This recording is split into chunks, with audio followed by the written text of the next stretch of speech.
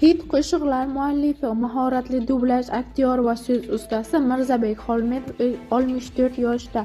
Assalomu alaykum hurmatli tomoshabin do'stlar, kanalimizga xush kelibsiz. O'zbekistonda sodir bo'layotgan muhim yangiliklarni o'tkazib yubormaslik uchun kanalimizga obuna bo'lib, like hamda podpisatsiya tugmachasini bosib qo'yishni unutmang. O'zbekistonda xizmat ko'rsatgan artist Mirzabek Xolmedov serqirra va rang-barang ijodi bilan milliy san'atimizda o'ziga xos o'rin egallagan ijodkorlardan biridir. Ko'pchilik uni sahnadagi quvnoq obrazlari orqali qiziqchi sifatida taniydi.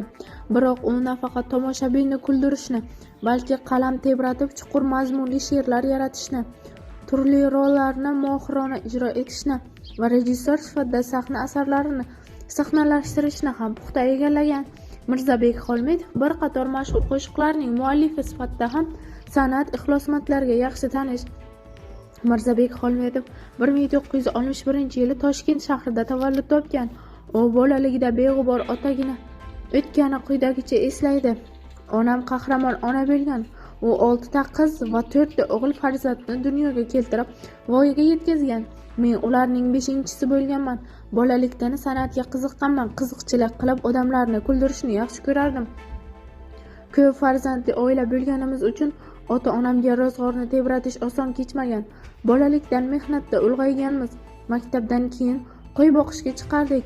Maktabdagi baholarim u qadar yaxshi bo'lmagan, ammo o'qituvchilarimning eng sevimli o'quvchisi bo'lganman. Otam rahmatli 40-yil temir yo'l sohasida ishlagan. Nafaqaga chiqaman deb hujjatlarni to'plab topshirdi-yu, pensiya pulini olish nasib etmadi. Otam haqiqatan juda sodda va samimiy inson bo'lgan. Artist bo'lam deb erkalardi. Qo'shiq aytib raqsga tushishimni yaxshi ko'rardi, deydi Mirzabek Xolmedov. Qiziqchi san'at oliygohiga kirish bilanoq voqealar quyidagicha eslaydi. Maktabni tamomlab, sobiq Toshkent teatr va rassomchilik institutiga hujjat topshirganman. Musiqali komediya fakultetida qiziqchilar o'qitiladi deb o'ylagan ekanman. Keyin bilsam, bu yerda musiqali teatr aktyorlari o'qitilar ekan. Ijodiy imtihonga kirganda qaysi qo'shiqni aytib bera olasiz deb so'rashgan. Aksiga olib, mening qo'shiq aytish mahoratim u qadar yaxshi emasdi. Nima bo'lsa bo'ldi deb Oyxon ariyasini aytganman. Turgan gapki, ijroim ustozlarga yoqmagan va meni institutga qabul qilishmagan. 1 yildan keyin yana topshirganman. Yana ball yetmagan. Shunda onam ustozlaringning yoniga kirib, qahramon ona ekanligini aytib yordam olgan. Institutda juda qiynalganman, chunki asosiy darslarimiz vokal bilan bog'liq edi. Qayta topshirganda arang 3 baho olardim. Ammo aktyorlik darslarida mazza qilib ishlardim, deydi Mirzabek Xolmedov. Mirzabek Xolmedov otasidan erta ayrilgani va ro'zg'orga qiynalgan onasiga yordamlashish uchun to'ylarga borgani haqida eslaydi. Xalq xizmatga pishganmiz desak xato bo'lmaydi. Otam rahmatli 10 yoshimda vafot etgan. Turgan gapki, ro'zg'orni tebratish onamga oson bo'lmagan. Institutda o'qiyotganimda ham viloyatlardagi to'y xizmatlarga ketib qolardim.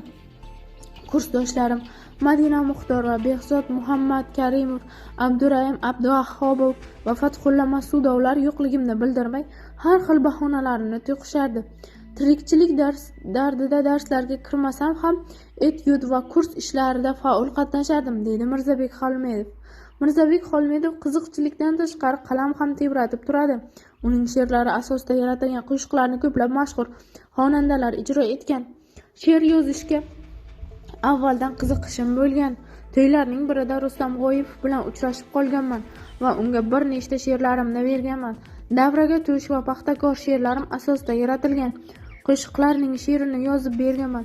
Undan keyin to'ylarning birida Azim Mulla Xonovga Ey go'zal she'rini yozib berganman. Musiqasi xorijniki deb ijro etishni istamagan. Keyin ona Muhriddin Xoliqovga tavsiya qilganman. Uning ijrosida qo'shiq hit bo'lgan. Undan keyin Rustam G'oyipovga Davraga to'sh va onam emasmi qo'shiqlarini yozdim. Yulduz Usmonovaning ham konsertlari uchun ko'p qo'shiqlar yozdik. Hosila Rahimovaga Qamchi boz qo'shig'ini aytish g'oyasini men berganman. Chunki undan avval o'zim bunga o'xshash qo'shiqni rock yo'nalishida aytgandim, deydi Mirzabek Xolmedov. Mirzabek Xolmedov Obid Asomov bilan hamkorlikda ijod qilgan. Ko'pchilik ularni bir vaqtda ijodni boshlagan deb hisoblardi. Aslida esa Obid Asomovning san'atga kirib kelishi Mirzabek Xolmedovning o'rni katta bo'lgan. Obid Asomov bilan tanishuvimiz juda qiziq kechgan. 1984-yillar edi, adashmasam, ancha tanilib qolgandim. To'ylarga ko'p taklif etishardi. Birinchi Obid Asomov bilan tanishib qolganmiz. Gap orasida ukam rassom, qo'li gul deb maqtab qolgan. O'sha vaqtlari ayni rassom izlab yurgandim. Chunki to'ylarga taklif etishganda ko'pchilik raqamimni so'rardi. Qog'oz va ruchka esa har doim ham topilmasdi. Chunki hozirgi tashrif qog'ozi ko'rinishidagi narsani yasataman deb yurgandim.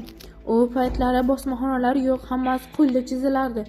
Obidjon bir nechta tashrif qog'ozini yasab, ustiga suratimni ham chizib bergandi. Men ham qiziqchilikka qiziqaman. Bittasini olib ko'rasizmi degan. Qo'lingdagi guldek hunaring bor ekan deb rad javobini berganman. Avvaliga biroz ranjigandi. Keyinchalik To'xtamurod Azizov boshchiligidagi Ko'zgu teatr ochiladigan bo'ldi. Unga Obid bilan Sobitni ham taklif etdik. Uddalasa uddalar, bo'lmasa teatrni tark etadi deb o'ylagandim. Ammo u qisqasi vaqtda san'atga begona emasligini isbotlay oldi, deydi Mirzabek Xolmedov. Qiziqchi faoliyatdagi qiyin kunlarni quyidagicha eslaydi. Sobit Asomov sobiq Lenin nomidagi muzeyda elektr tarmoqlariga javobgar shaxs bo'lib ishlardi.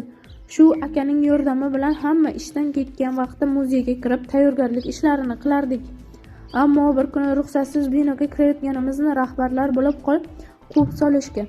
Muzeyda otarchilarga nima bor deyishgan. U paytlar qayta qurish vaqtida to'g'ri kelgani uchun har tomonlama qiyin edi. Arzimagan pulga bo'lsa-da Toshkentdagi barcha teatr va kino saroylarida konsertlar berardik. Ammo qisqa vaqtda odamlarning og'ziga tushib, kassetalarimiz tarqalib ketgan.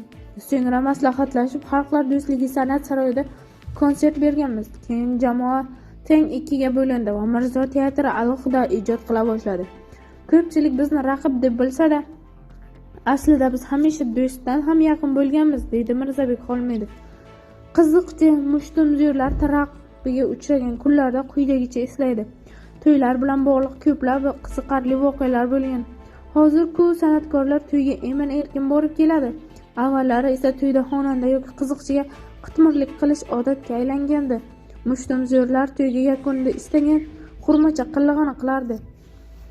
Mast Alastki aka, sizniki to'g'ri deb turishdan boshqa iloji yo'q edi. Eng yomoni 1988-89-yili to'pponcha bilan qo'rqitish urf bo'lgan. Bir kuni to'yda xizmat qilayotgan ikki erkak kelib, chetroqqa o'ting, gap bor degan.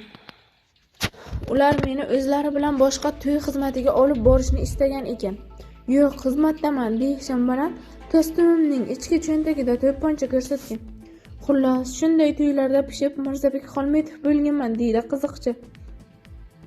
To'tiqush Kesh haqidagi multfilm yodingizdami? Uning o'zbek tilidagi varianti aslida ham qiziqroq chiqqan. Albatta, bunda Mirzabek Xolmedovning hissasi katta. Aslida dublyaj sohasida unchalik qiziqmaganman. Shunchaki hazillarni tasmaga yozdirib olish uchun studiyaga borardim. O'sha yerda ovozlarni taqlid qilib o'tirsam, Mukammal Rahimova degan rejissor opa kuzatib turgan ekan. Mana bunga ovoz bera olasizmi degan.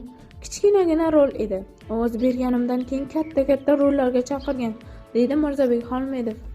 Mirzabek Xolmedov o'zbek san'atkorlari ichida eng ko'p o'ldigi chiqarilgani bilan ham ajralib turadi. 2016-yili ham xuddi shunday mish-mish tarqalgan. Men yoshligimdan shunaqa xabar eshitib kelaman. Bir safar o'libdi, peshinda chiqarishar ekan degan xabar tarqalgan. Uzoq safardan yo'ldan kelayotsam, eshigimning tagida tumonat odam peshingacha chiqararkan deb keldik deyishdi. Yo'q, sog' salomatmiz dedim. Rahmatli onam, sening tuprog'ing yengil, bolam, o'zing uydasan-u, gaping ko'chada derdilar. Keyin bir marta chiqdi bu gap, keyin yana bir marta chiqdi. Kim biladi, bu internetdagi shayton sifat odamlarning ishi bo'lsa kerak. Fozilxo'ja qori aka rahmatli ustozimiz bo'lganlar. Ular shayton sifat odamlar bor. Shayton nima qilsa o'sha ishni odam bo'lib turib qilishadi derdilar, deydi Mirzabek Xolmedov. Ma'lumot uchun Mirzabek Xolmedov 1989-yildan buyon o'z muxlislari uchun har yili konsert dasturi tashkil qiladi. U aktyor sifatida Alif va Laylo, Oltin devor, Ko'zlarim yo'lingda, Muhabbat sinovlari 1, Muhabbat sinovlari 2, Ulfatlar 1, Ulfatlar 2, Ulfatlar 3 kino kartinkalarida rol o'ynagan. Hozirgi kunda u O'zbek davlat satira teatrida rahbar bo'lib faoliyat yuritadi.